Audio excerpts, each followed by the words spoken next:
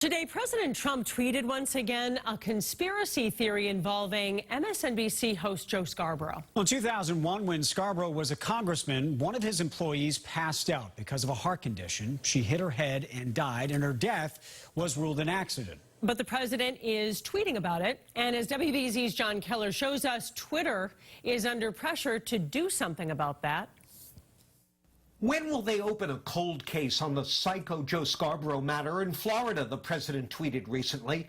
Did he get away with murder? Some people think so. Trump is using the memory of a dead woman to score cheap and pointless political points. New York Times technology columnist Kara Swisher says Twitter founder Jack Dorsey should heed a call from the woman's widower for removal of the president's multiple tweets about his wife's accidental death. He wrote, quote, "I'm asking you to intervene in this instance because the president of the United States has taken something that does not belong to him, the memory of my dead wife, and perverted it for perceived political gain."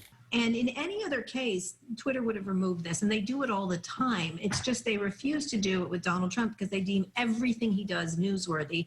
And what I'm trying to point out is not everything he does is newsworthy.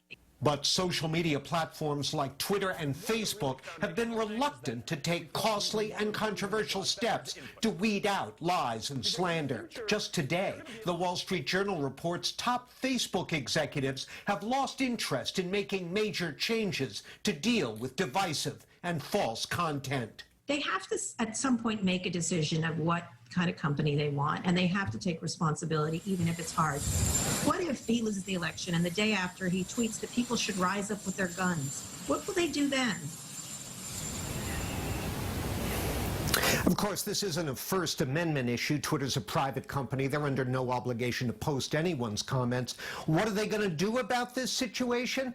This afternoon, a spokesman issued a statement saying that while they're deeply sorry for the family's agony, they aren't going to do anything about it. Liam? Sounds like not much. John Keller, thank you very much. Paula?